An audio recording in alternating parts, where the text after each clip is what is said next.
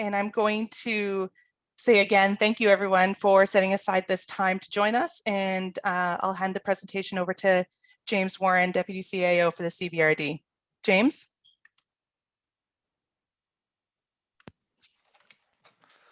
Hi, thanks, Colleen. And thank you to everybody for being here with us today. We're looking forward to being able to provide additional information about this proposed service, which we know is of significant interest in the community. First, I would like to acknowledge that we are working on the traditional and unceded territory of the Comox First Nation. We are so thankful for the opportunity to live and work in this beautiful community. My name is James Warren, and I am the Deputy Chief Administrative Officer with the Comox Valley Regional District.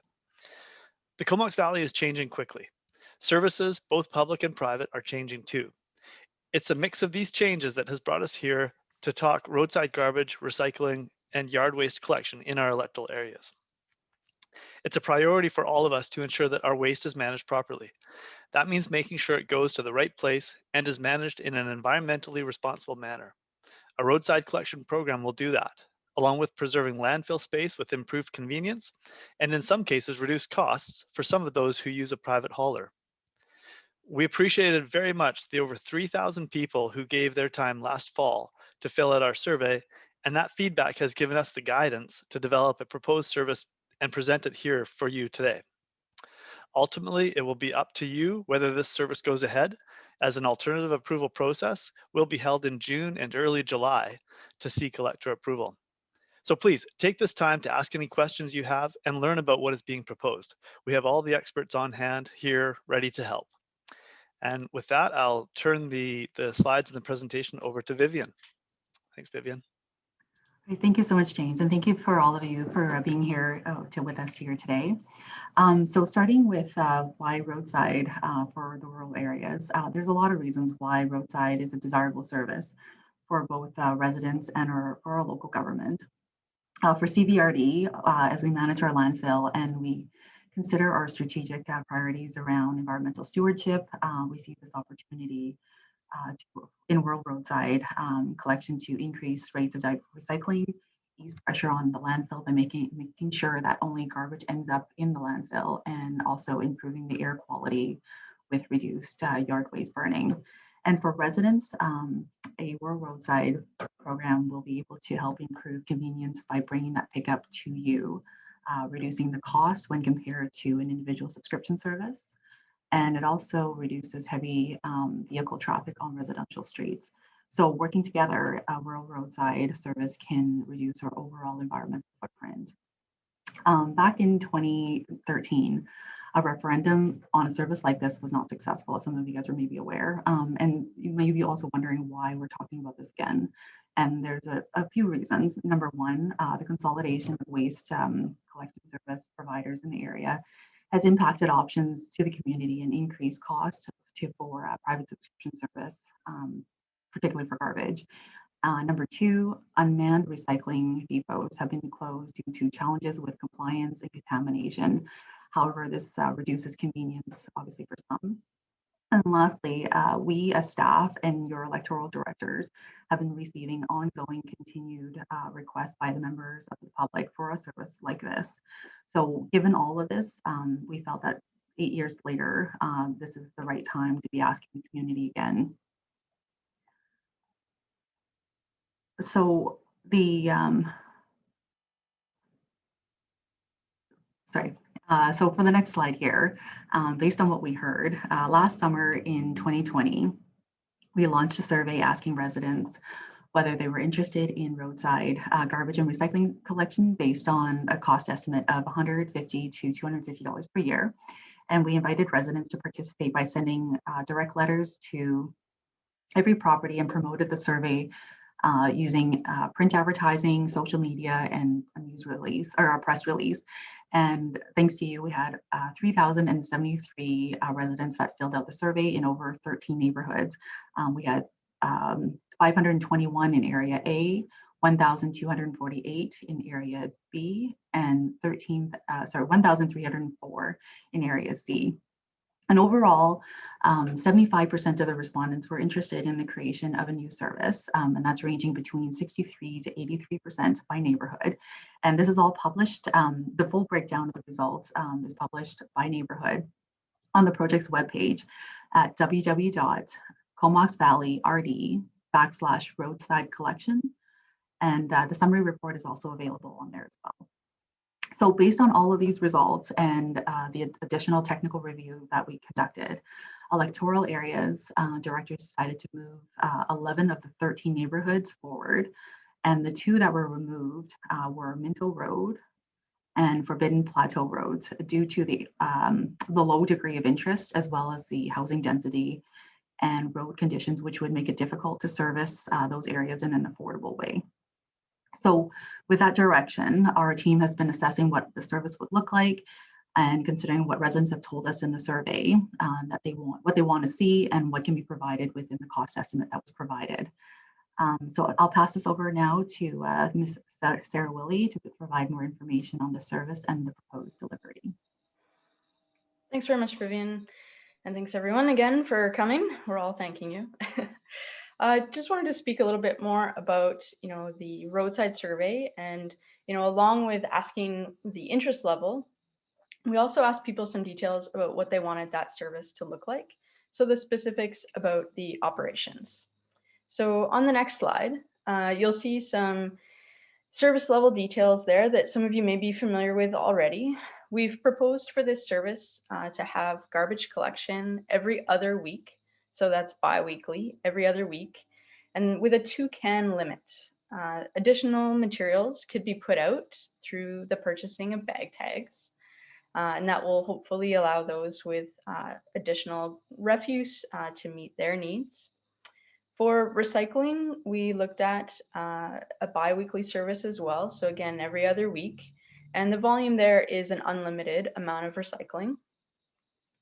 For yard waste, it's a little bit different. It's a seasonal service that's being proposed. So that would run from March to September, and that's monthly, 6 bags per month. And those could be bags like the craft bags that we're used to seeing, those big ones.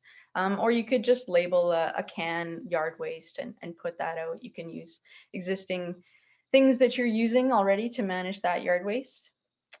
So the service level was established through review of that survey. And I really am thankful for everyone who participated in that. We received a ton of comments in there, and I just want to make sure that I read all of those comments, and I really am grateful for that participation. But we do recognize that that service level might not meet everybody's needs, but we did try to land in a place that would be able to be valued by as many people or the most people as possible. We also looked at refining our cost estimate through that process. And so we refined it from the $150 to $250 per year to a cost estimate of $200 to $250 per year, or $50 to $64 per quarter. So that cost would be for the collection, and it would include the tipping fees as well. And the contractor that we're proposing to use would not be CVRD staff. So the contract would be awarded to one or more private hauling companies that would operate within the service area. We will be conducting a competitive bid process to determine the successful contractor or contractors. And that process that will happen after the AAP is complete, that will finalize our pricing for this service. But it will land within that $200 to $250 per year estimate that we've provided. All contractors are welcome to participate in the bid process, those that are operating now, as well as others who may be close by. And we've met with a lot of the operators here within the region to discuss the process that will be moving forward and get their input on that. Electoral area directors have asked us specifically to make sure that good customer service is a priority to the bid process, so to that procurement process. And we've certainly heard through the survey results, through conversations we've had these last few weeks over the phone and email, of the varying degrees of service, customer service that people get through their subscription service now, and the value that people put on good customer service. So we want to make sure that that's a part of the procurement as well. It will not be purely based on cost, and it will be made accessible to all different size companies, large and small, through the segregation of service areas to make sure that there's a piece of the pie out there that can be chewed off and bit by any size company. Staff are committed to ensuring that those priorities are met moving forward through that procurement process. So now we want to take a quick look at the map. For those of you who are wondering, am I in this service or am I not? There is an online interactive map that's available. And just before we head there, I just want to highlight for folks that there are 3 different AAPs and bylaws with this process. There's a Southern Collection Service that is south of our existing Royston service area. There's a Central Collection Service that is Area B and part of Area C and just a smidge of Area A. And that service area outline was generated by the survey results. We looked at the facilities that people were using and evaluated that sort of boundary there based on those who were predominantly using the CSWM depot that is in Black Creek Oyster River, and those who are using the more urban facilities, whether those be the Returnits or the Cumberland landfill facilities. And then a Northern Collection Service. So you do just want to make sure that you know which of those service areas you're in if you are going to participate in the AAP. So let's head over now to the interactive map, and that's available through that website link that's there, and as well just through our generic project page on Connect CVRD/Roadside. So you get the fine print here. Feel free to scroll down, but we'll just click and hit OK. On the left, again, I'll just draw attention quickly to the legend there that shows those color schemes, Northern, Central, and Southern, and you can just close that. And then just quickly before we go, you can certainly zoom into your property if you want, but at the bottom, you can also turn on and off the aerial photo. So you click on that sort of 4-window pane, and you can turn on a base map by clicking 2020 imagery, and then it turns on an aerial photo with way more detail than I'm comfortable with these days. Google has amazing, amazing tools, and you can put back on the CVRD properties there and it shows the individual parcels. So we find that the individual parcels is a great view for this particular discussion. So you can zoom into your property if you choose, or you can use the typing bar at the top, the Rural Roadside Waste Collection. And you can type in your address quite slowly. I think we've got a 299 wireless. And you can see it pre-populates as you're typing, and that'll make sure that it's entered in a format that matches up. And it'll zoom right in for you. So we're now looking at 299 Wireless Road. If you click on the parcel, you'll get some additional information.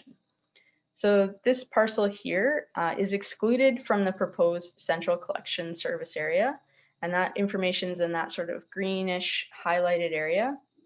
That tells you whether you're in or out, as well whether the parcel's highlighted tells you whether you're in or out. And you can see this particular property, the actual use category from BC assessment was civic, institutional, and recreational. So that was the criteria under which that parcel was excluded. You can see to the left, the adjacent parcel 305. The actual property use for that parcel is a residential single-family dwelling, and that's kind of the target use that this service will be geared towards and accommodate best. And that property is included in the proposed Central Collection Service area. That orange boundary that we see, that is the proposed outside of the service area. So those parcels just to the north that are gray, those are parcels that are outside of the service area that's detailed in that bylaw. And those properties are not proposed to be in or out. And so they wouldn't be participating in the AAP process. Anybody who's within the orange boundary or the purple boundary or the other blue, I think it is, boundary, so north, central, or south, If your property is in the service or proposed to be out of the service, you can participate in that AAP boundary. So those with vacant property, for example, that might be excluded, you can still participate in that AAP service or AAP process.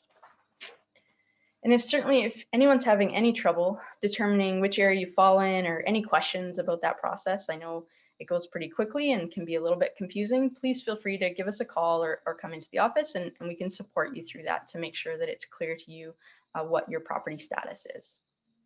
Great. Let's head to the next slide.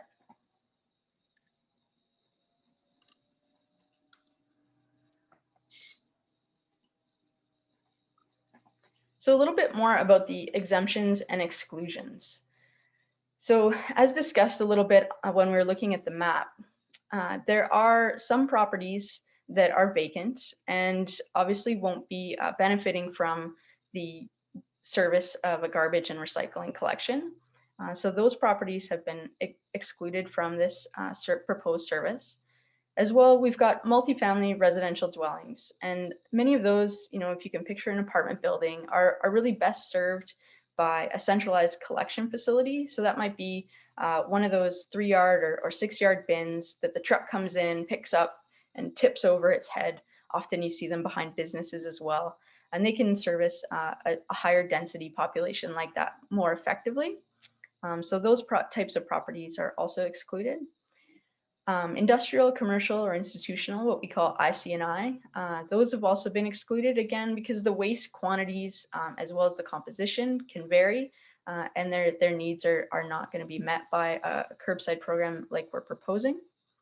Mobile home parks, they can be a bit of a gray area. Some of them have reached out to us and expressed an interest in participating because they do have the ability to have a truck drive down and for each of the mobile home owners to have their individual containers, and that's a level of service that they're used to and they'd like. But many of them are also served by a central collection point, and those that we are looking to exclude. Recreational vehicles, those are different than manufactured homes, but recreational vehicles can sometimes be used temporarily while constructing your home, but generally they would be excluded. Where we get into the exemption area is if you're on a residential property that's also a farm and you have a farm classification from BC Assessment, and you also have an active account at the Comox Valley Waste Management Center for self-hauling, or proof of an active subscription with another private hauling company, then you can apply through a declaration form to be exempt from the service. And the reason we've made this allowance for farm properties is because they kind of do fall in between that residential property and that sort of IC&I area. And that can vary quite differently depending on the use of the farm, the intensity of the farm. And so we want to acknowledge that and make sure that we can meet the needs of our local food supply system as best as we can.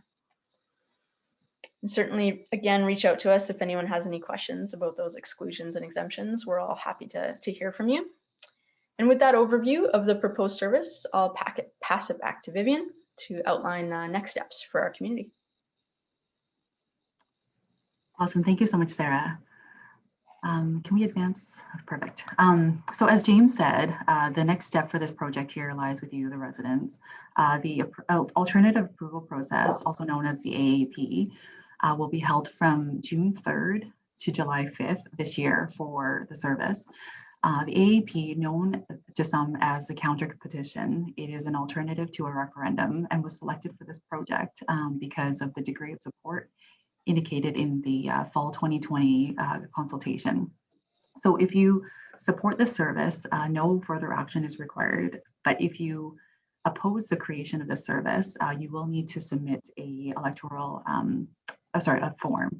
So this AAP here includes the 3 proposed area that Sarah had showed you earlier on the map. So there's the Southern Collection Service Area, the Central Collection Service Area, and the Northern Collection Service Area. So it is just really important to note that the service boundaries do not correlate to the electoral area boundaries. So while the North Collection Service Area is made up solely of properties within the Electoral Area C, And the southern collection boundary only includes residents from Electoral Area A.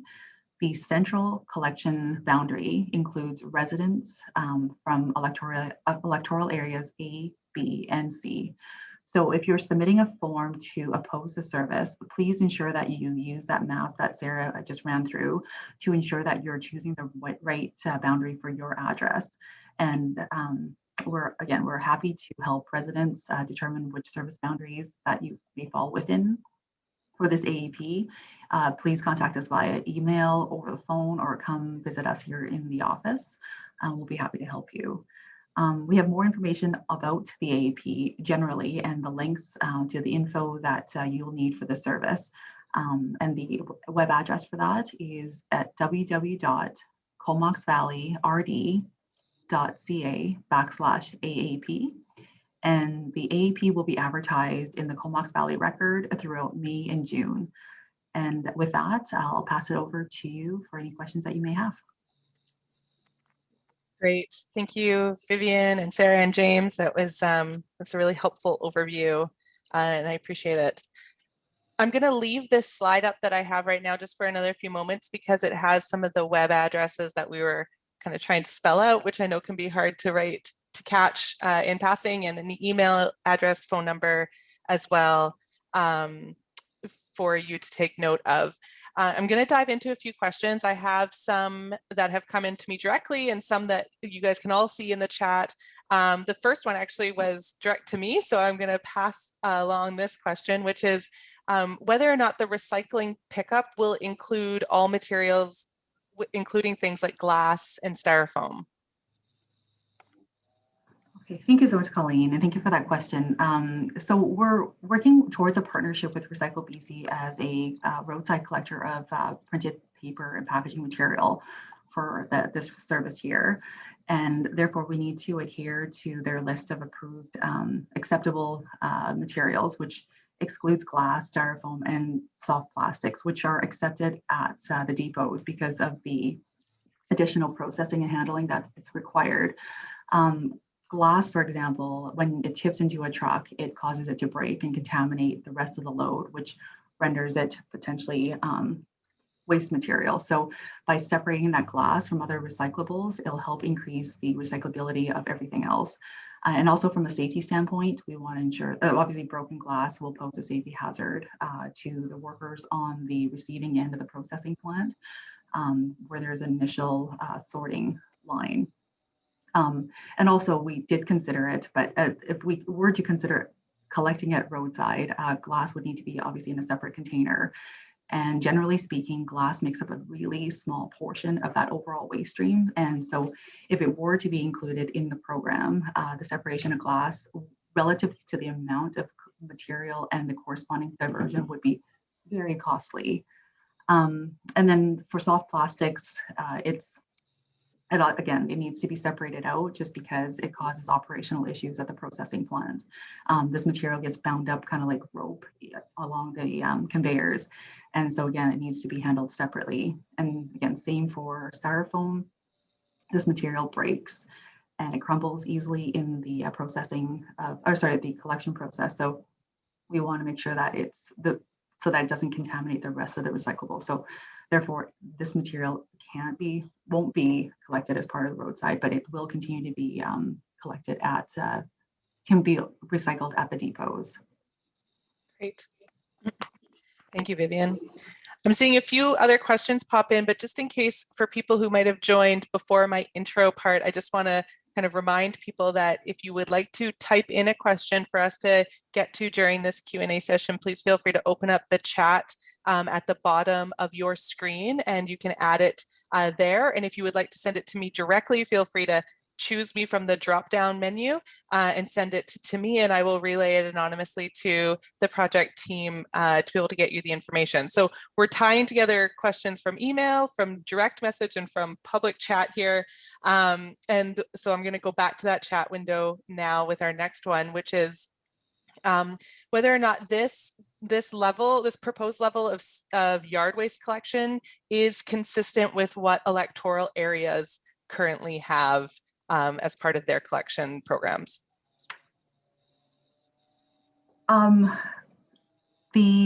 Currently the electoral areas don't have yard waste collection. So I'm assuming that question is referring to possibly the municipalities or neighboring municipalities. And please correct me if I'm wrong. If that is the question, I believe the member municipalities, so the Comox Valley, Comox, Courtney, and Cumberland, their collection is year-round. What we are proposing is a seasonal collection from March to September, which aligns obviously with the main growing season. We did consider doing it year-round as well, but obviously there is cost implications, and we want to ensure that it meets the needs of majority of the residents, and that's why we tried to be able to work within the cost estimate that was provided. That was trying to meet that balance, but again, like as Sarah had mentioned, it's a difficult to find that one size fit all solution for everybody. But that was kind of the service level that we determined that would best meet the needs of most of the residents that had responded to the survey. Great. Okay.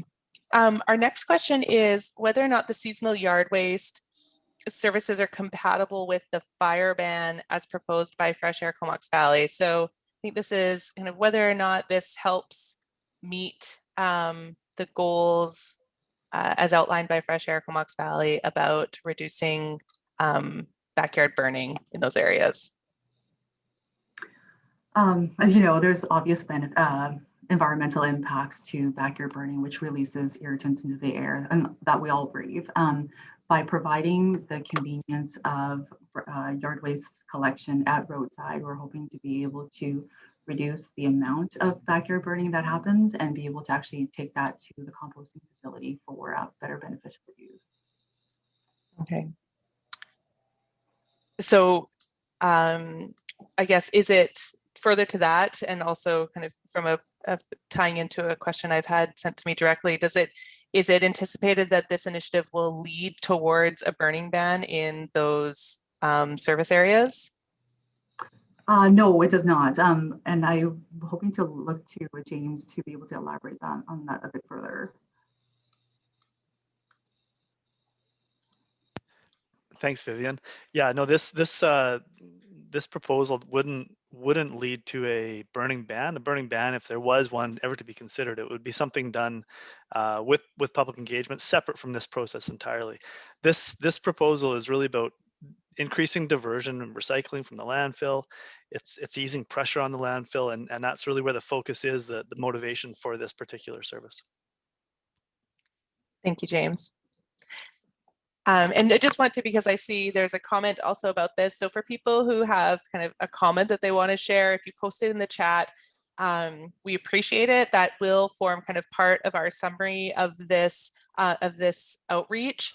But I'm going to kind of move through the questions specifically so that we can just maximize our time with the project team and hopefully get as much information out to the people as possible. So another question that came to me directly, Vivian, is whether this one's specifically to the northern service area, but it might be a question all three service area residents might have, is whether or not there is the option for a weekly garbage collection. So right now, based off of the information that was provided through the consultation survey from last fall, the general consensus, majority of the residents were looking to hit that bi-weekly frequency, but we are looking to stick with that. But Sarah might have a bit more information in terms of the details as to how we came up with that final proposal. Yeah, weekly versus bi-weekly was split pretty much right down the middle. I think it was like 49-51 or 51-49. And so, you know, we looked at it in combination with the number of cans that people also expressed an interest in. And so we felt that in order to meet the middle ground, you know, and not provide what some might consider a gold-plated service of weekly pickup, but still, you know, try to propose a service that could meet the needs of the most people, Bi-weekly seemed like it would be the right fit. And then we looked at the can count again to align with that. So some folks, might prefer weekly in 1 can, and we felt that bi-weekly 2 cans might satisfy their household needs. So we did try to do that as best we can, but we recognize that there's some people that have expressed to us that they only go to the landfill once a month to drive their waste, or maybe even less frequently than that. So we really were pulled in quite a broad spectrum there, and that's why we landed on the bi-weekly. Great, thank you. I have a question that came to me directly, but it echoes a question or two that we have from email as well, which is whether or not residents would have the opportunity to opt out of this service. For sure. So again, as we have alluded to before, it's obviously really hard to find that one size fit all solution for everyone. And we understand that this won't work for everybody. We proposed a service that was based on resident feedback and that best meets the needs of everyone. But again, it's not something that may work for every household. We do service every eligible properties all the way from Oyster River up down to Fanny Bay. It's a wide range of demographics. So, but having said that though, as we mentioned in the presentation, we understand your concerns, and you definitely have that ability to be able to formally submit your opposition to the proposed service through the AAP by registering your opposition formally through this process. But if this, just for greater clarity though, if this AAP is successful, there will not be the option to opt out after the service is created. But again, as Sarah had mentioned, there are some exemptions and exemptions or exceptions that may be applicable to you, and you can check out to our webpage for that information. Great, thank you.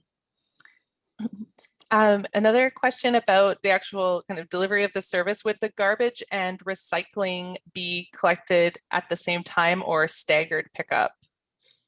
That level of detail hasn't been finalized yet. We want to leave that door open so that it can be determined at the proposal stage.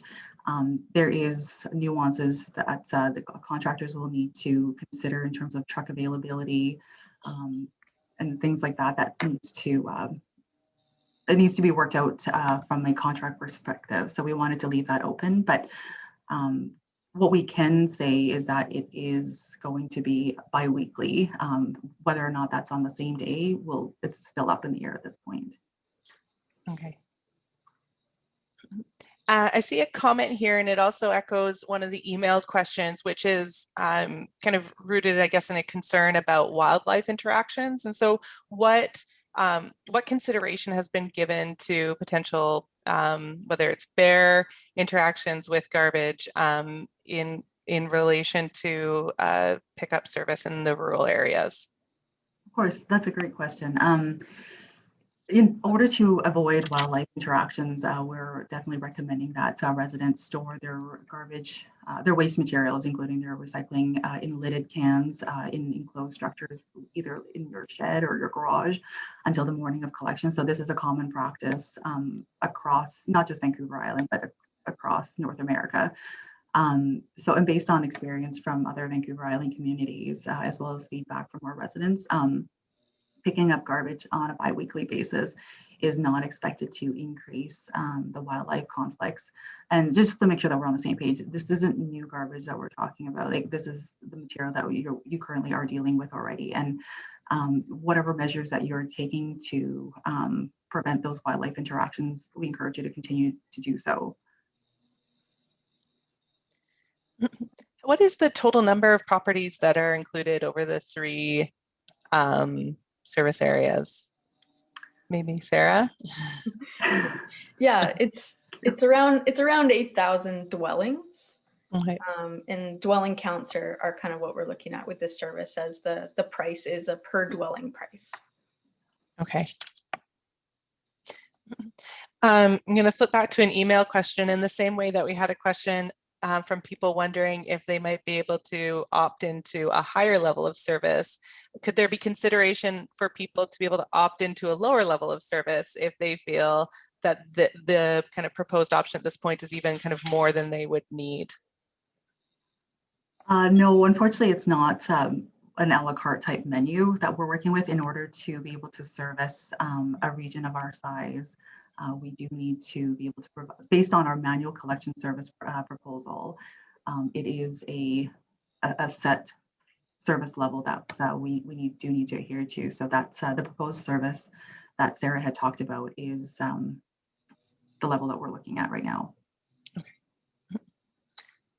What about for rentals on a property? Would the rental also be billed if a rental stops? Can you stop that service? Maybe you can expand on that. From an administrative standpoint, it would be very difficult for us to be able to manage turning on services on and off. So the way that the bylaw is going to be drafted, if this AEP is successful, it's basically if it's an eligible property, that it will be part of the service. If it is not being used for a long period of time, there is a declaration form that you can fill out that basically you can declare that the rental is not being used, and we can shut it off at that point.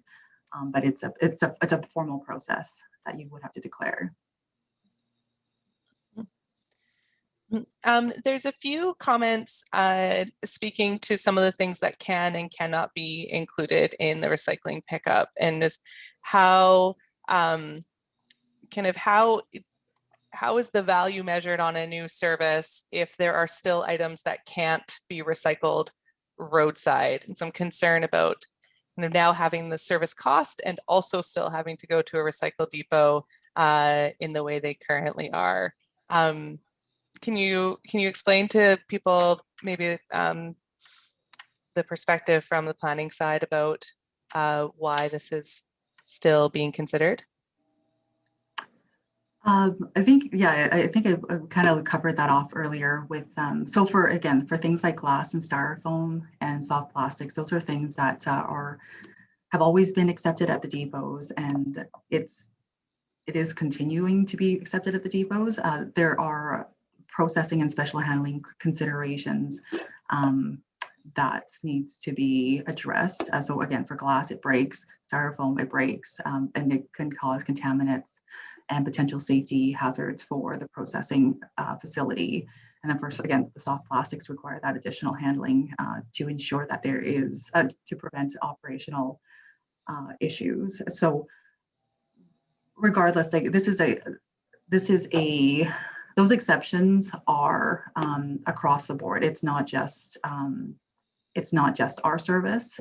This is for anybody that's collecting this material under the Recycle BC framework. We're all playing by the same rule book. I know that there are communities that do collect glass separately, but again, it comes at a cost. And it's a fine balance trying to make sure that we're providing the right level of service for majority of the residents, and being able to keep that costing within that framework that we've set out. I don't know, Sarah, do you have anything that you want to add to that? Yeah, just, I know that there are some service providers right now that are offering, an extended level of service for recycling, and, the amount of effort that they go to in order to create that convenient diversion for people is exceptional. But we don't feel that that's the level of service that we can offer people at an affordable rate. And so the funding for a lot of those materials is not supported to be collected at curbside. So that basket of goods that we're proposing is in line with what the programs that manage those materials are supporting. So if you're currently allowed to put batteries, for example, roadside, and you're having those picked up and managed on your behalf, that's not something that the battery company wants us to support right now. They do offer some pilots, and it's something that they're looking at, but at this time, again, we're trying to land in that sort of middle of the road, so that we can appeal to the most folks and meet the needs of the most folks. And if expansion of that basket of goods, if that becomes available to us as a local government in a way that meets those operational needs and can be economically cost effective, without causing any additional hazards, then certainly those are options that we would explore, because we do agree that that can create additional convenience. But right now it's a balance for us, and those are materials that are challenging to collect in large volumes, and keep segregated and keep safe, and transportation of dangerous goods concerns and movement of hazardous materials concerns. So yeah, I would just add that. Great. Thank you, guys. I know we're covering a lot of ground, and I do see comments in the chat, and I want to make sure that you guys all know we're seeing them, and they do form valuable feedback for us. So we appreciate that. I'm going to, again, just keep trying to focus on questions so that we can present those to the project team while we have them and the time with them. So, but please feel free to leave those messages there, and they do form part of our record, and is appreciated, I know, for directors too, as they consider this moving forward. So this is kind of another variation on the opt-out question, really, which is somebody who's happy with their current service provider. In this case, it's Semterra, and just wondering why they can't just stay with them and not have to transition the service to a regional district service. That's a great question. We are working through, there is the impetus to look at this as a more holistic view from a regional service perspective. And again, that's great comment to hear, or great feedback to hear. We will definitely take that all into consideration when we are, if this AAP is successful, we'll be taking that into consideration. As Sarah had mentioned, the area directors have asked us specifically that to ensure that the customer service component is a huge priority, and it will form a defining criteria as part of our selection or evaluation criteria when we go through the RFP process. Great, thank you. And another question that's come to me directly is whether or not there might be value in a longer term contract with a collection provider rather than a shorter one that could, I guess, potentially, offer opportunities for a lower cost overall, even though a longer time commitment. For sure. We're going to be looking to that shortly. Again, if this AAP is successful, there is obvious benefits to having a longer service contract, whereby the contractor will be able to depreciate their truck or vehicle assets over that longer period to be able to reduce the overall cost. So there are certainly a lot of benefits to that, but we do need to weigh that with the as this is a new service, we want to make sure that it is working. So we want to make sure that it is a service provider that's working for that are meeting the needs, the criteria that we've set out. So at the onset, we're envisioning this to be close, either between a 3 to 5 year contract at most, but after that, we can definitely look into possibly longer contracts to be able to realize the benefits of those cost savings. Okay, great. Do we have a breakdown of how much of the cost is for garbage versus yard waste versus recycling? Like, do we have any more detail about how that $200, $250 range breaks down over those 3 pickups? We do. I don't know those numbers right off the top of my head. We can, unless Sarah can detail it in. No, but maybe we can come back to that, Colleen, yeah, in a couple of minutes. We'll do some digging and go on to the next question, and I'll look that up, Vivian, while you're fielding some questions. Awesome. Thank you so much, Sarah. Perfect. I think we covered this in our presentation, but just maybe to reiterate, would it be the CVRD or a contractor that is providing the service to households? It will not be the CVRD, so it'll be a privately owned waste hauling company that will be contracted by the CVRD, picking up waste on the CVRD's behalf. Yeah, and all the current contractors are welcome to participate, and we've met with a number of the operations to let them know about the process ahead as well, so everyone is aware. Sure.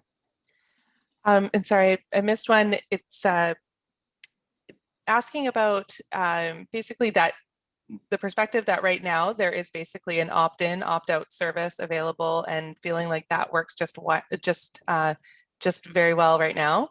So yeah. I guess speaking back to the motivation slide from our presentation, the question is, why not just leave it as is? Why, if it ain't broke, why fix it?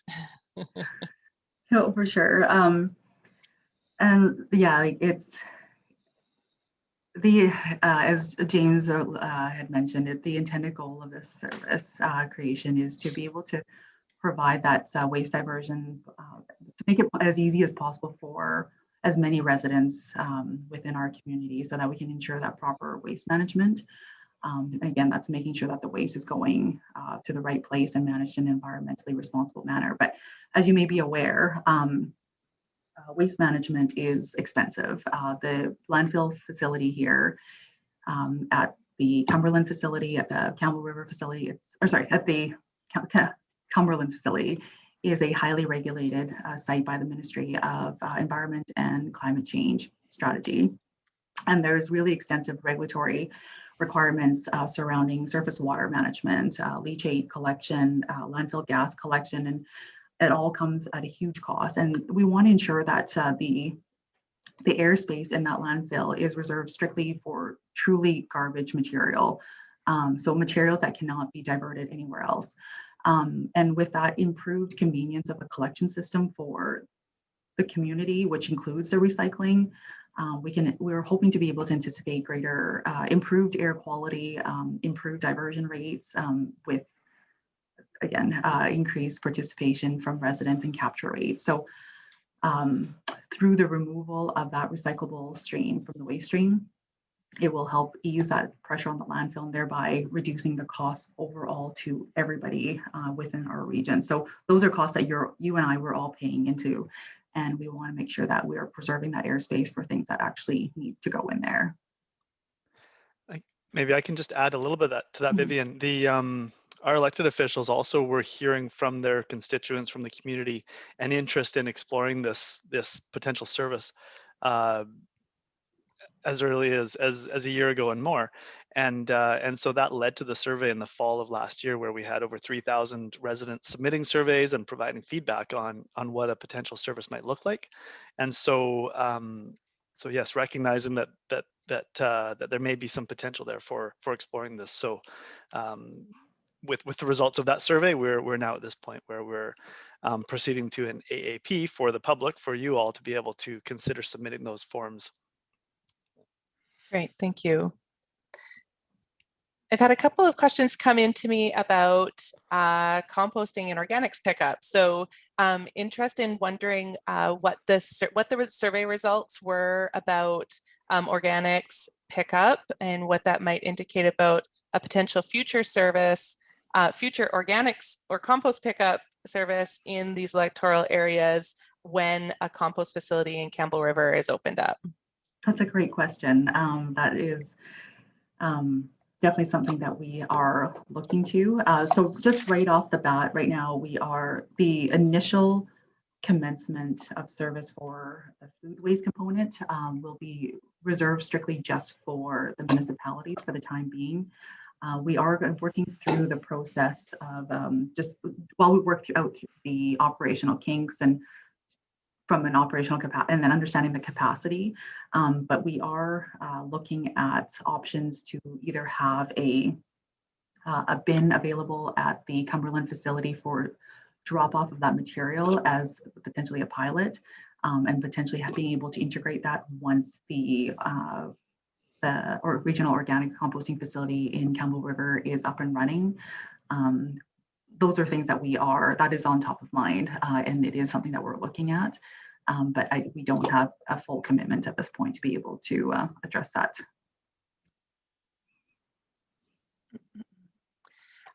We have a question here, and it also relates to one that we had emailed, which is just concern about notice about this and about the information sessions.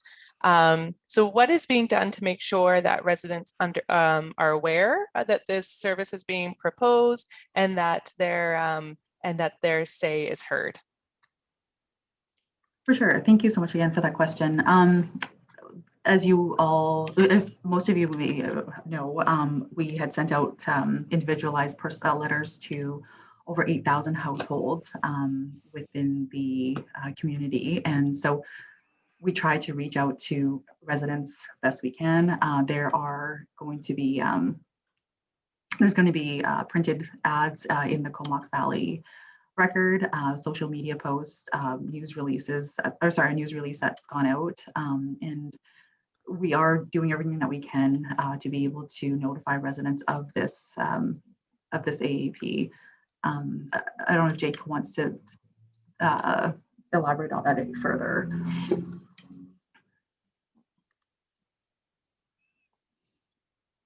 Thanks. I can certainly just speak to the notice requirements as part of the AAP process. And so this process is guided by provincial legislation. And so we are following those requirements. But those requirements only actually require 2 notices to be provided in the local newspaper. So we're going far beyond that. As you'll see, there's been notices in the local paper in the last week or so.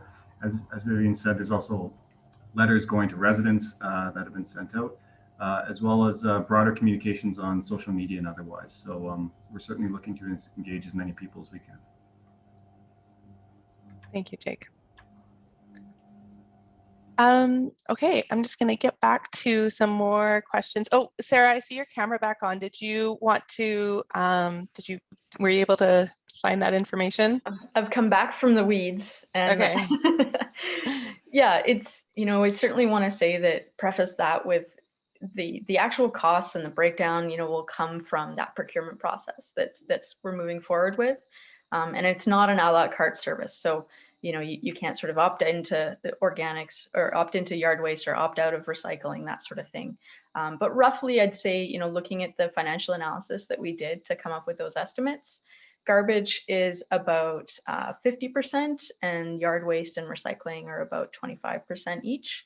And of course, there's some administrative costs rolled into each of those as well. Great, thank you. Okay, I'm noticing obviously the time that it's 5:30 and we had planned to go up until now. I know we still have a number of questions and the project team has an extra 10-15 minutes to be able to tackle some more, but recognizing that some people just might have to drop off because of other commitments, I'm going to just reshare my screen with the contact information. Remind everybody that we will be posting this recording to the websites here, as well as posting any unanswered questions. So if we can't get through everything, we will follow up with those questions and post them to these sites. And so you can follow up definitely afterwards, but hopefully we can get through a few more. James, did you have something else you wanted to add in there? Thanks, Colleen. No, I just there's a few different questions about what goes into the recycling at the roadside and what doesn't, and a lot of the focus has been on what doesn't.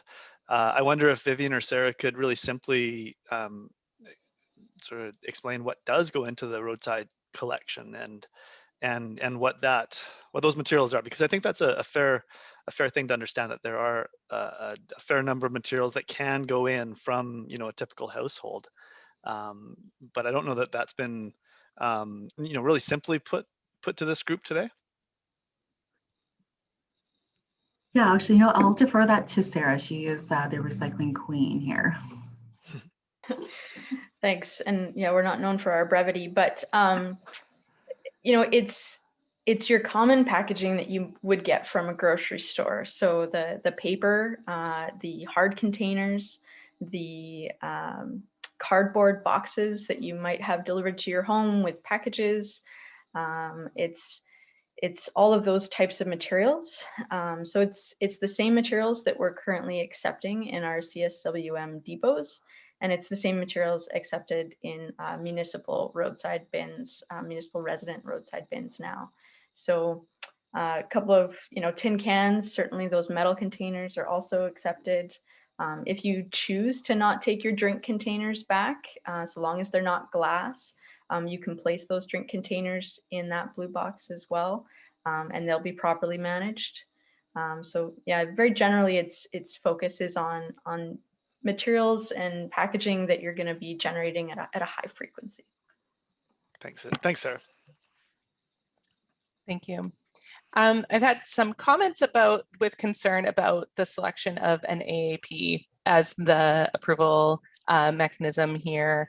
And then somebody asking specifically for maybe the project team to expand more on why the AAP was selected for this process. I'm going to pass this one over to Jake, as he'll be able to elaborate a bit more on that process, or the decision-making process.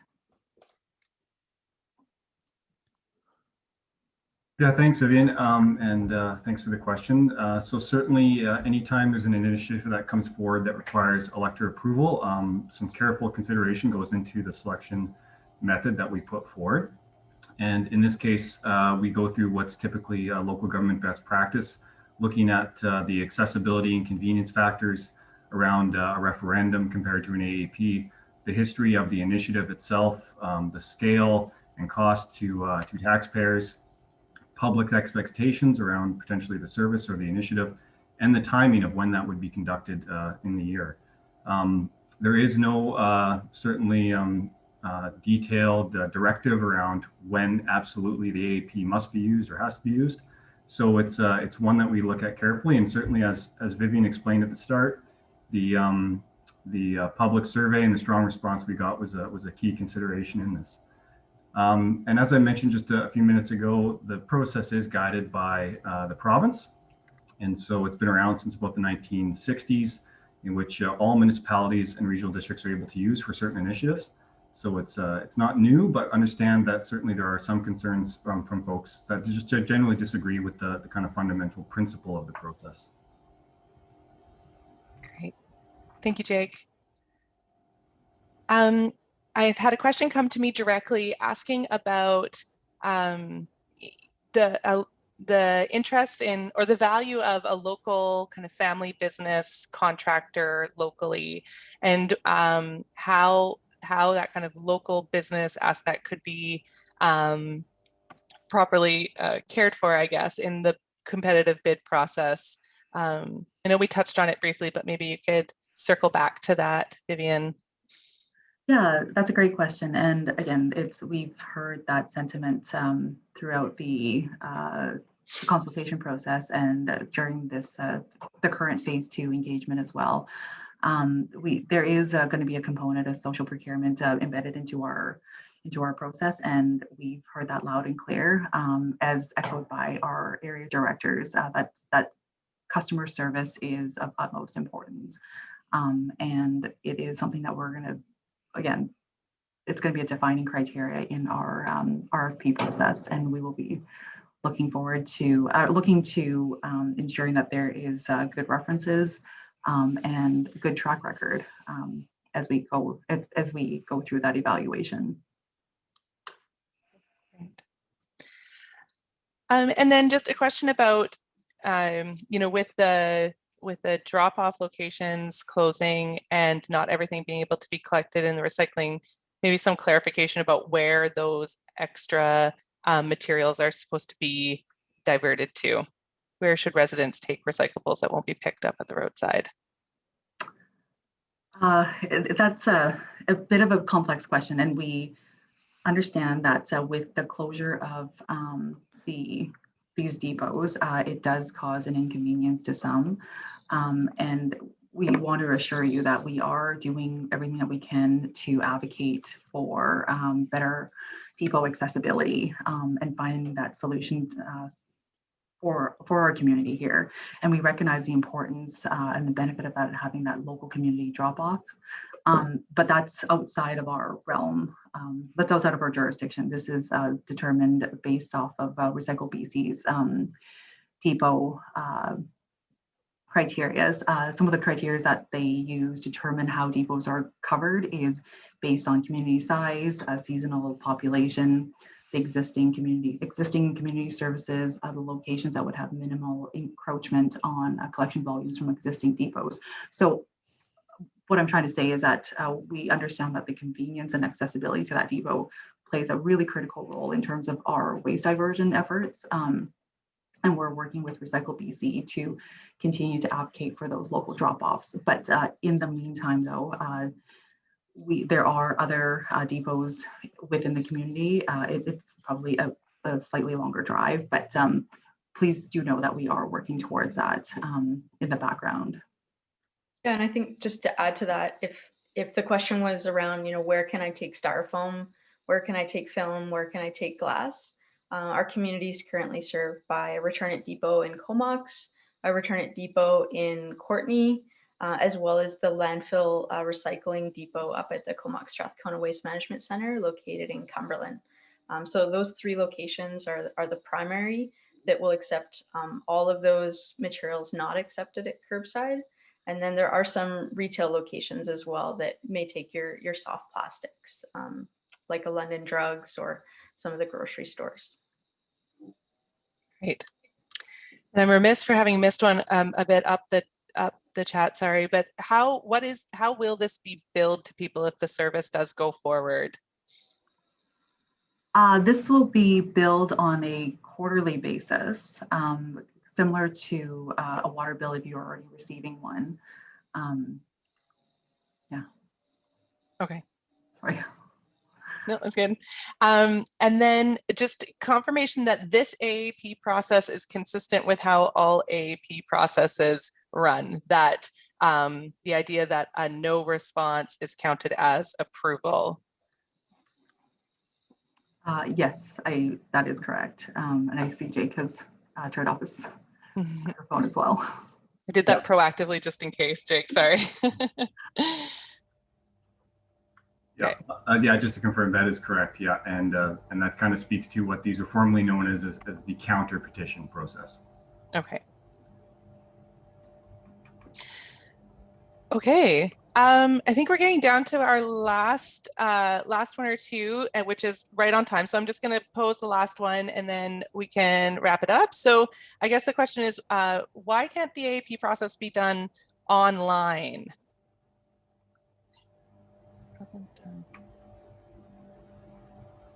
I guess, can the AAP forms be submitted online? We are able to, so the form is available on our website, and that's at www.comoxvalleyrd.ca/AAP. So just again, make sure that you are clicking on the right form that corresponds to your service area. That form can be submitted back to us either by email, in person. It just needs to have your signature on there, and so that we can ensure that it's similar to a voting practice. It just needs to make sure that we have your signature. And if I could just jump in really quickly, just to confirm that those forms will be available here at our office and available online starting on May the 19th. Great, thank you, Jake. Okay, so with that, I am going to wrap us up. Once again, I appreciate very much everybody's time today and sticking with us for these extra minutes so that we could get through the bulk of them. We will do another scan through the chat. There was lots of pieces coming in and out. So if there was anything missed, we'll make sure that it's posted along with a video recording of this presentation onto those websites that we've had up for you to take note of. So with that, thank you so much, Vivian and Sarah and James and Jake, for presentations and your answers, and for everybody for joining us today. We really appreciate your time.